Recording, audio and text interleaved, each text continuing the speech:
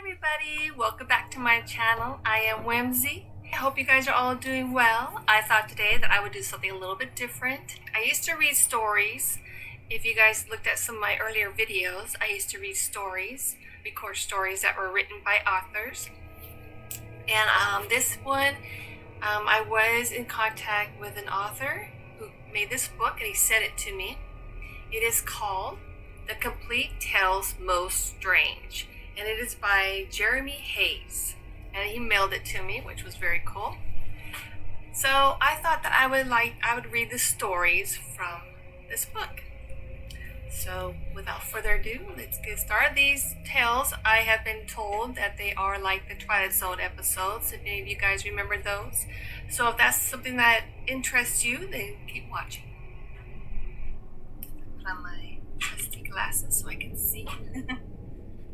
So this very first story that I'm going to read is called The Vampire Papers. Vampire, scary. So make yourself some tea, get comfortable, and let's get started. The Vampire Papers. Tendrils of lightning reached across the night sky as thunder rattled the shutters of my window. The wind howled like some otherworldly beast, and the draft from under my apartment door caused the candles on my desk to dance about, threatening to wink out of existence at any moment. It was a dreadful night, but oddly, the most perfect atmosphere to begin my writing. I felt that everything I had learned in the past 8 years needed to be recorded, so that it may be of some use to others in the future. I know things, intimate details, that should not remain locked in the dark recesses of my mind.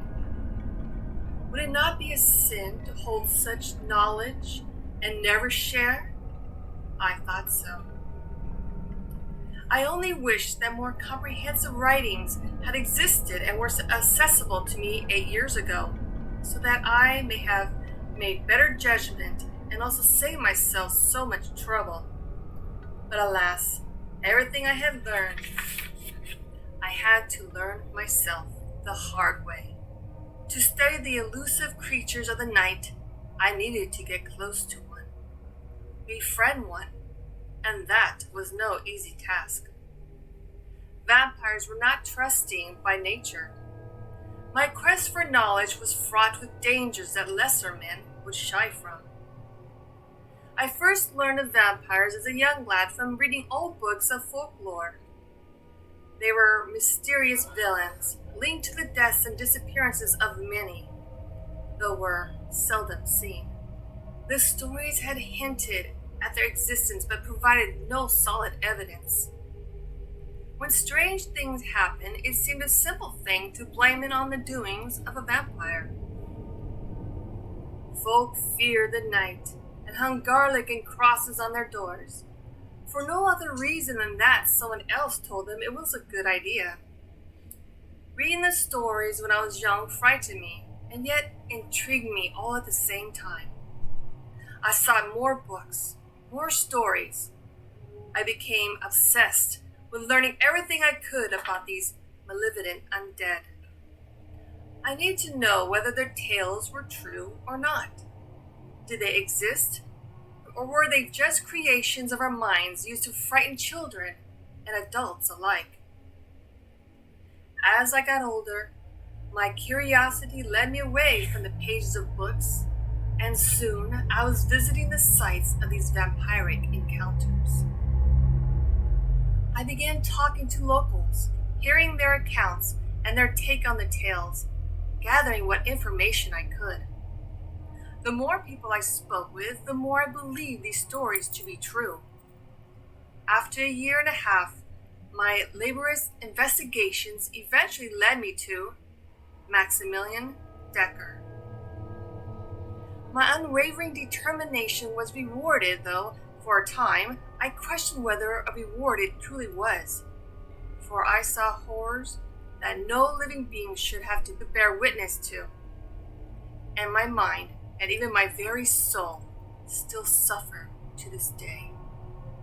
They say time heals all wounds, but those who say it have never met Maximilian Decker. No, time could do nothing for me now. I shall carry my psychological wounds for eternity and beyond.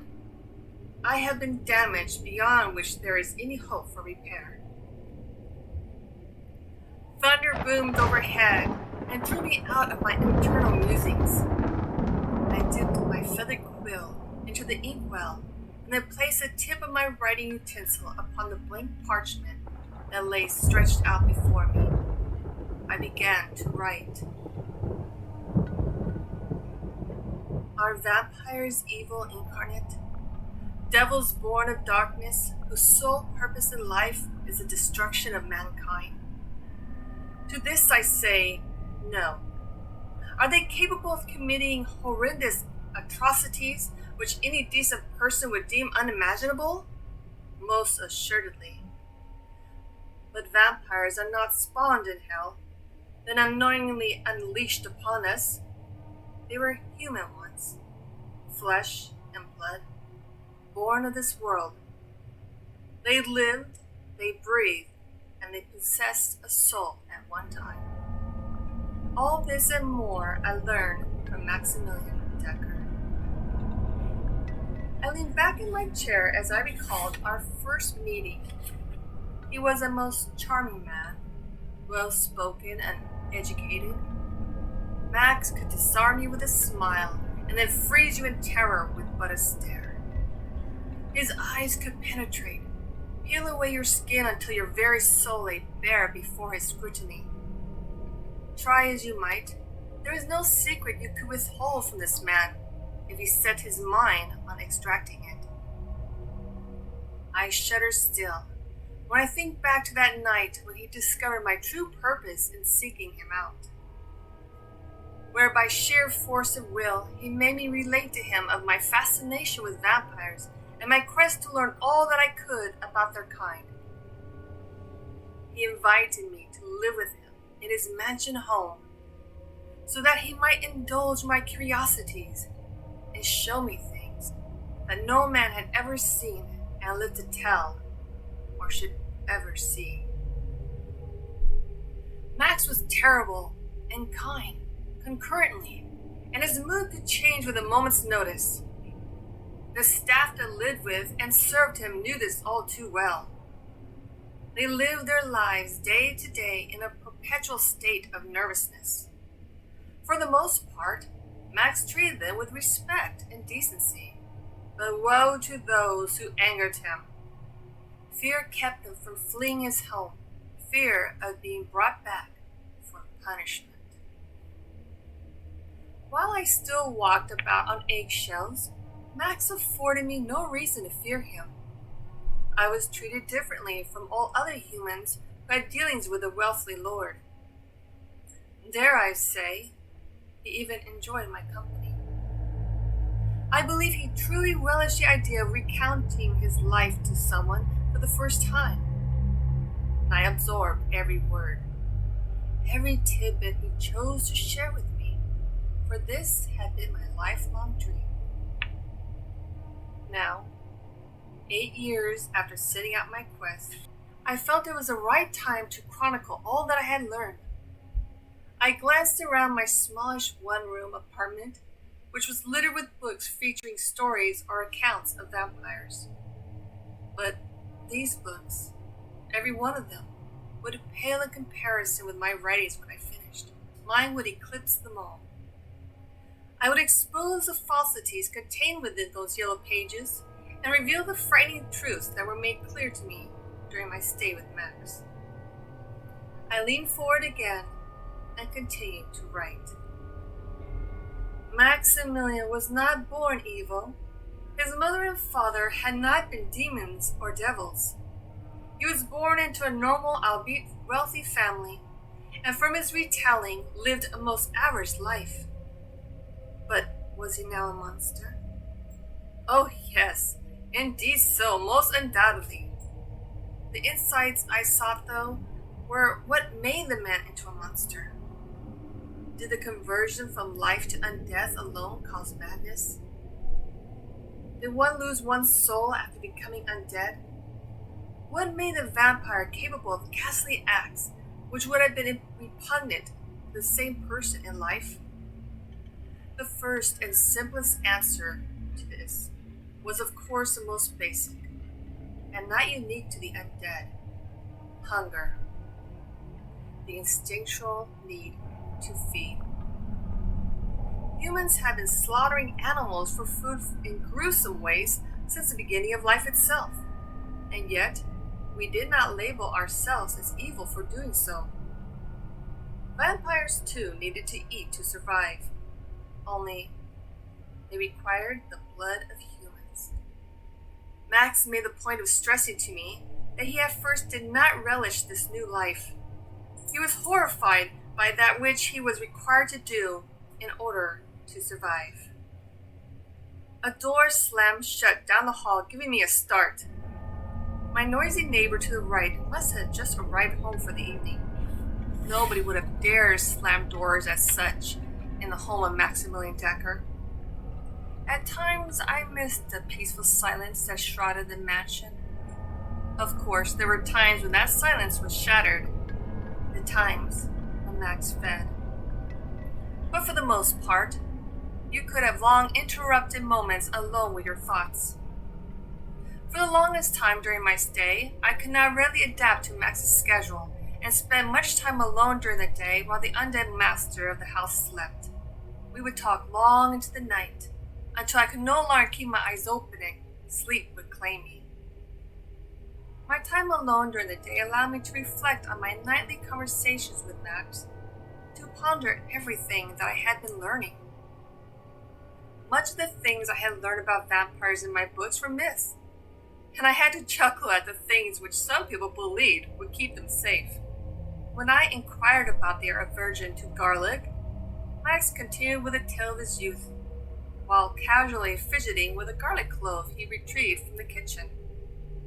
And what of crosses nailed to doors? I had asked him.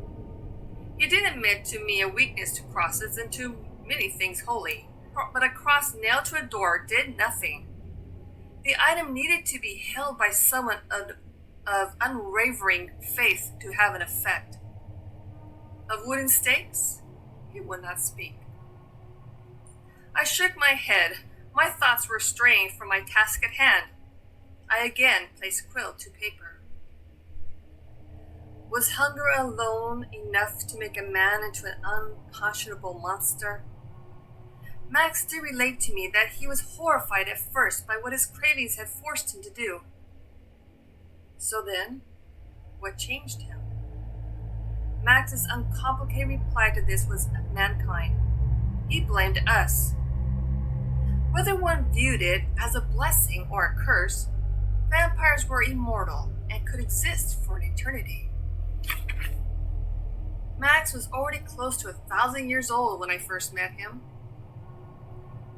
He told me that mankind was capable of far more terrifying things than any vampire, and the longer he spent with people, he saw them for the monsters that they truly were. He said that I had not lived long enough to completely understand his meanings. But were I to spend hundreds of years among my own kind, I would soon learn the truth of our nature. He claimed that he had not just simply become desensitized to murder, but had eventually developed a love for punishing wicked humans, and a love for being certainly possessed. Many a night I stood rooted in horror, as I was forced to watch the man feed, carnal pleasure clearly written all over his pale white face. Max had used certain words when describing the feeling he got as he sunk his fangs into the neck of an unfortunate individual and drank the blood of his victim. I was attempting to recall his exact description when the knock at my door interrupted my thoughts. The storm still raged outside, and I had to wonder if it was the elderly woman who lived to my right, seeking company as storms generally unsettled her. I didn't need to unlock my door, as I never bothered to lock it in the first place. I opened it a crack to peer into the hall. To my surprise, it was the always noisy neighbor to my right. He had a grubby appearance. His clothes invariably bore holes and stains. The man had an acute fondness for drink, and my nostrils were assaulted with a distinct smell of cheap alcohol. Might I trouble you for a spare candle or two? It appears I have burnt my last to the very base, he asked with a slight slur to his speech. Very well, I replied, and motioned him to enter, closing the door behind him. You are writing, I see. Did I interrupt? It is all right. I was momentarily paused, stuck on recalling the proper words to continue. What are you writing about? Perhaps I could help. Oh, yes, perhaps you could. His eyes went wide with horror as I revealed razor-sharp fangs, which were now visible as I smiled. I lunged forward with great speed and clamped down on his neck. His oh so warm and inviting neck. I drank his most delicious blood while spilling some onto my clothing and carpet. I devoured every drop until the man was quite dead, and then allowed his lifeless body to slump to my dirty floor. Ah, yes, I thought to myself. Those were the words that Max had used to describe his feelings. I sat back down at my desk and continued to write. Here's a picture. Very interesting. So that is the first story, and I hope you enjoyed it as much as I enjoyed reading it. If you would like to hear more of these stories from The Complete Tales Most Strange by Jeremy Hayes, which I will put all the information about how to get the hold of this book so you can add it to your library, to your collection, in the description box below. But if you'd like to hear more stories from this book, please let me know in the comments below. Otherwise, I'd like to thank you again for joining me, and I hope you have a lovely day. Bye-bye!